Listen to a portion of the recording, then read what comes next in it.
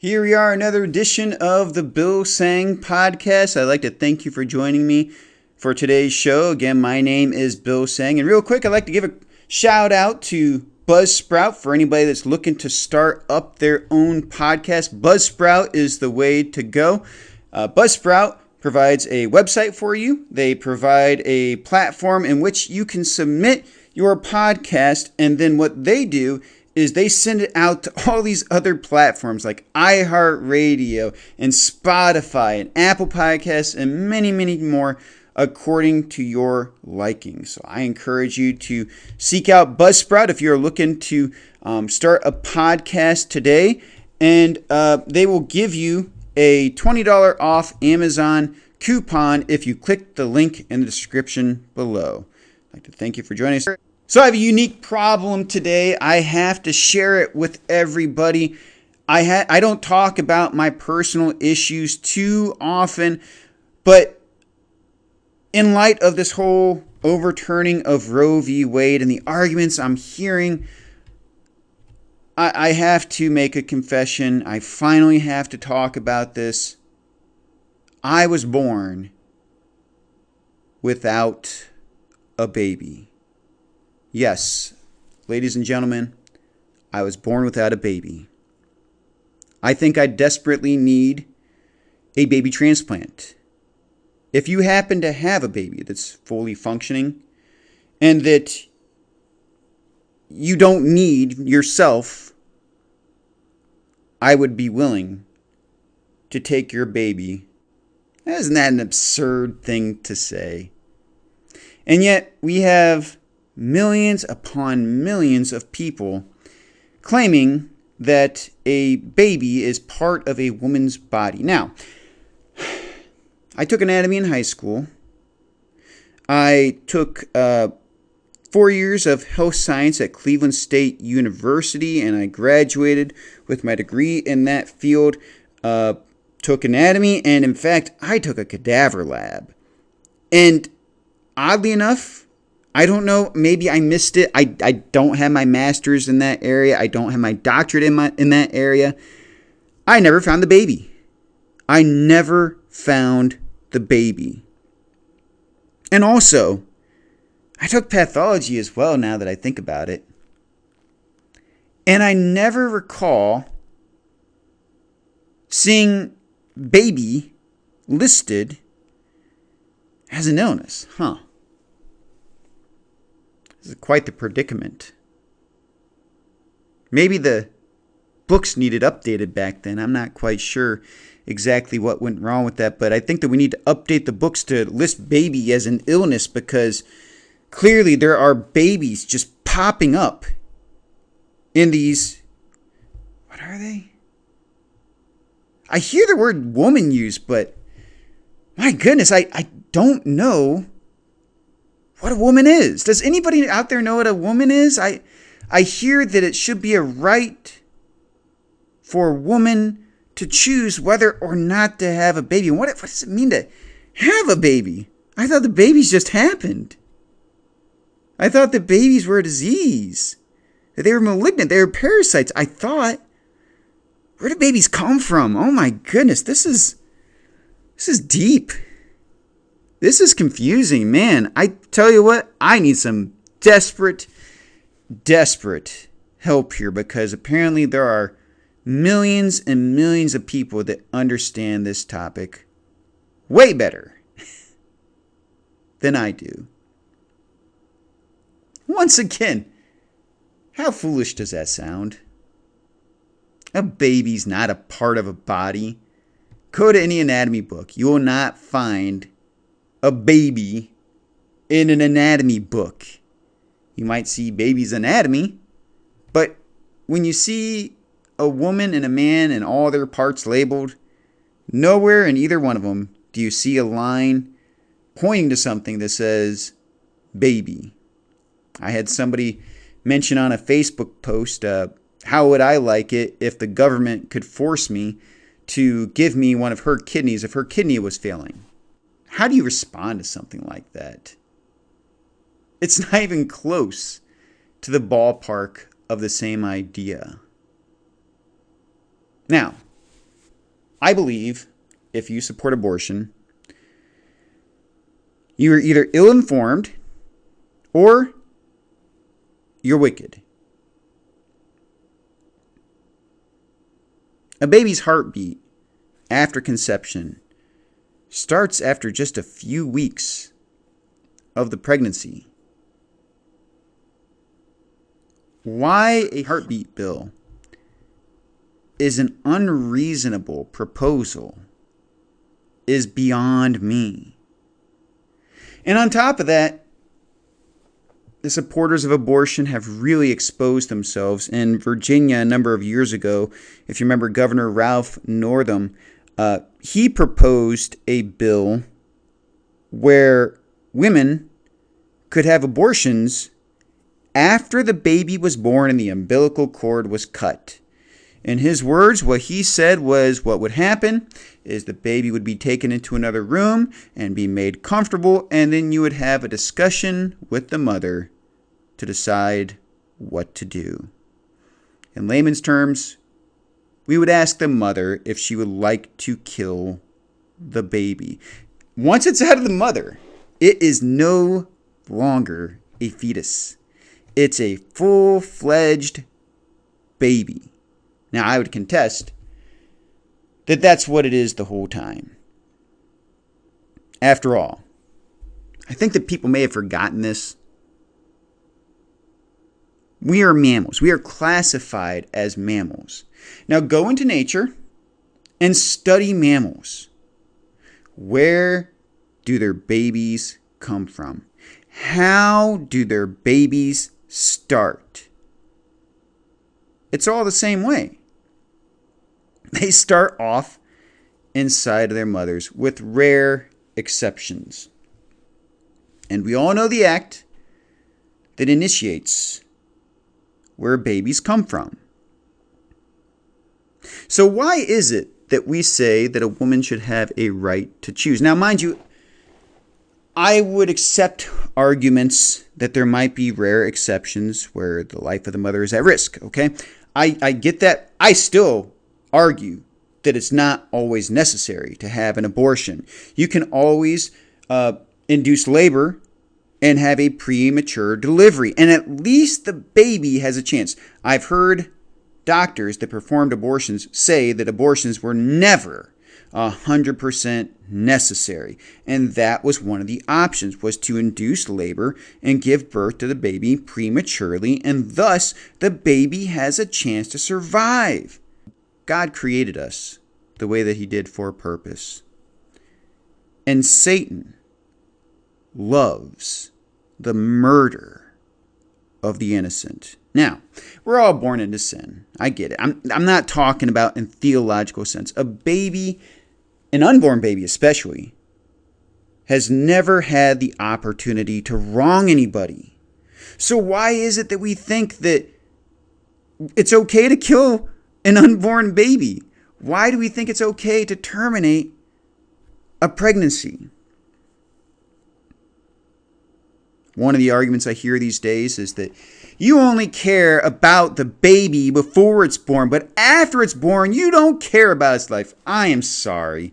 That's a straw man argument. That's absurd. And in fact, what are the remedies? What are the proposals for caring about the life of the baby after it's born? Socialism. It's socialism. Through and through. It's not about taking care of the baby after it's born. It's about socialism.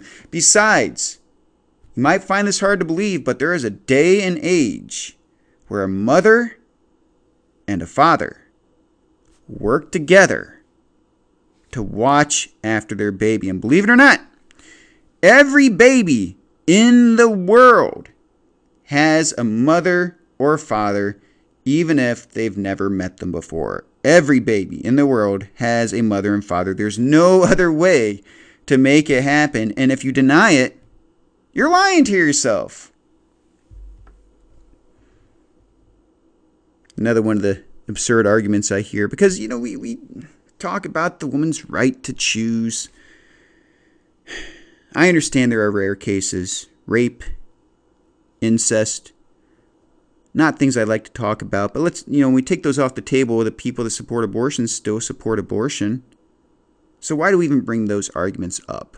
If we say that those can be rare exceptions, they can be rare exceptions. But why does the baby even have to pay in those exceptions? What has the baby done wrong? Somebody else has done wrong.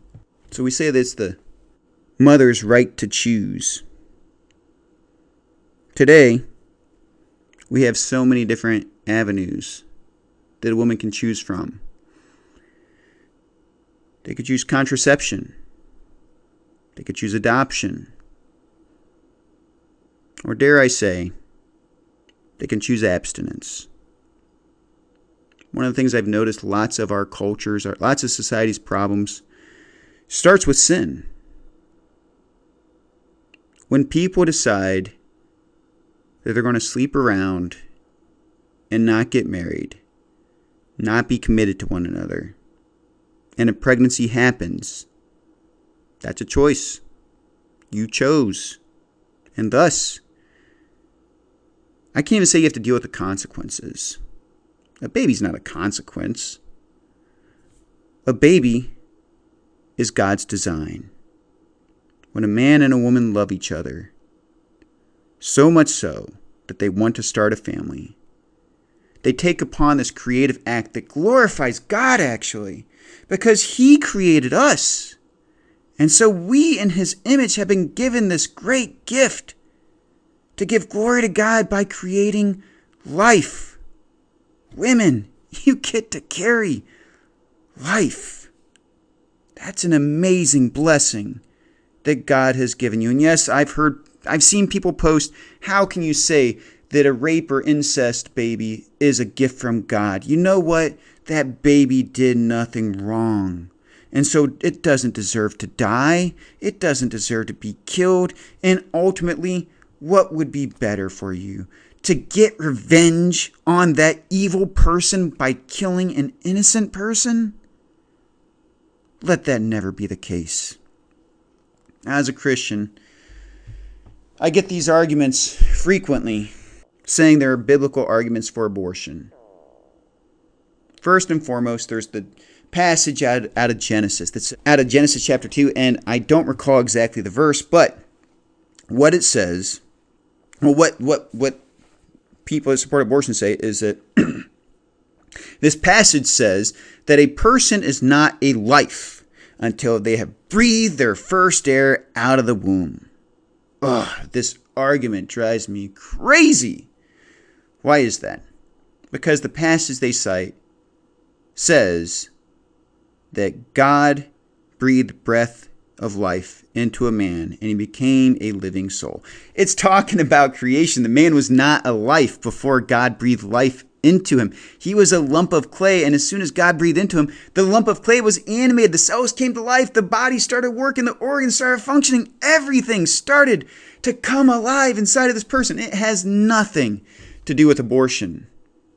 I can't remember where this other one comes from. There's other absurd arguments in this regard from the Bible that abortion's okay. But another one that I recall is talking about that God would make the wombs of, I can't remember, the Israelites or another type of people go barren and miscarry. And they say, ha, you see, God is aborting. God right here says that He Himself aborts babies. Oh, let me correct that. Not what I just said. Not, but rather, let me correct their argument. God is not saying that miscarriages and so forth are a good thing. What He is saying is to a disobedient or debaucherous people, I'll make your wombs go barren. I'll make you miscarry. And in the context, what He is saying is that He is basically putting a curse on this group of people for generations so they can't receive the blessing of children. Now, there's a lot of unpacking of the context of that passage. In fact, I don't recall exactly where it's from. I think it's from Isaiah.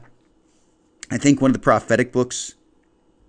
And so it would take a lot of unpacking to give you the exact meaning, but that is the gist in relation to this topic. So it is so misused. It's not saying that, hey, everybody, go get an abortion. If you happen to make a mistake one night, you got drunk, you found somebody that was attractive or that you couldn't tell whether they were attractive or not, and you ended up with them and you ended up pregnant the next day, get an abortion. That is, oh my goodness, not what the Bible is promoting. I've heard other sorts of crazy arguments for abortion, saying that if abortion should be made illegal, that other acts, like just simply women having their period, should be illegal. Not that women having their period should be illegal, but that will eventually become illegal. It's like, what are you talking about? Well, let's get into the issue itself. The overturning of Roe v. Wade. Roe v. Wade established that abortion is an acknowledged human right guaranteed by the Constitution. The other day, what the Supreme Court said is that this is an absurd ruling and needs to be overturned because Roe v. Wade, that abortion is not mentioned in the Constitution. And there is actually a clause in the Constitution. It's called the Elastic Clause. And what it states is that any issue that's not mentioned specifically inside the Constitution does what? Goes back to the states. So the states can make laws on it. In fact, it's a very democratic, very representative republic honoring method is to say that, okay, this is not found in the Constitution, so the federal government cannot make rulings on it, cannot declare that it's law or not. But the states individually can decide for themselves what their stances are on this, and the people in those states are the ones who vote on these issues. So I don't know what's wrong with that. So if you live in California, don't worry. Your abortion rights, I guess, are safe. You don't have to worry about them going away. If you live in Massachusetts, you can have abortions all the way until your children are 10. Virginia, same thing. Well, Virginia, I don't know. They kind of go both ways as far as conservative and liberal. You live in Illinois, man, they're still having abortions today in the streets all the time. So, I mean, don't worry about them. Their abortion rights are secure all the way until the time that you're 90, 100 years old. So Illinois, man, you guys don't have any reason whatsoever to be upset about Roe v. Wade being overturned because Illinois is never going to make abortion illegal. There's quite a few states that are going to make it illegal, though, and good for them. When I was asked this question about if I should be forced to give somebody a kidney transplant, one of my kidneys for a kidney transplant if they needed it, that's absurd. The actual similarity is if the government told me to kill somebody. Because that's what abortion is. It's actually ending somebody's life. And by the way, if you want to legally end somebody's life for a just cause, you have several avenues. You can become a police officer. You can join the military. Or you can become a part of the Clinton crime syndicate. I just had to throw that in. I'm sorry. You won't face any consequences if you get involved with the Clintons, except for you might disappear one day. So there are risks to all of those. But no, we honor the people who serve in the police and the military. So don't take that the wrong way. I mean, you need people to defend people righteously that can take up arms and protect those who are weaker. And that's what this is all about, ultimately. The overturning of Roe v. Wade is giving innocent, helpless life a chance. Most people are ignorant. And I mean that as in ill-informed. Not that you're stupid. Most people are ill-informed in regards to when human life begins. When I was at Cleveland State University in ethics classes, all my ethics classes acknowledged that human life as defined by science starts at conception. But the question is when does personhood begin? And personhood is a philosophical construct that says that when do you become a productive and useful person in society, a productive citizen, basically. And of course, when you're not born, you're not productive. You're inside of your mother. You're receiving nourishment from her. So how can you be argued as, and so what they do is they rob the baby of its personhood so long as inside of its mother. And there is even a philosopher, I believe his name is Singer, I think it's Peter Singer, who said that a human baby is more worthless than a baby pig. Wow. More worthless than a baby pig. Now, this guy's clearly an atheist. Clearly, he doesn't believe that mankind is created in the image of God and that there is a specific design to teach us about God inside of pregnancy, human relationships, and raising a child. Clearly, I'm passionate about this. Clearly, I care about human life. Don't buy into the false arguments. There are people who are actually very informed about when life begins, and their answer is, I don't care. That's wicked. My name is Bill Seng. This is the Bill Seng Podcast. Thank you for joining me today. Don't forget to like, share, and subscribe. And if you like this episode of the Bill Seng Podcast, please share it with your friends.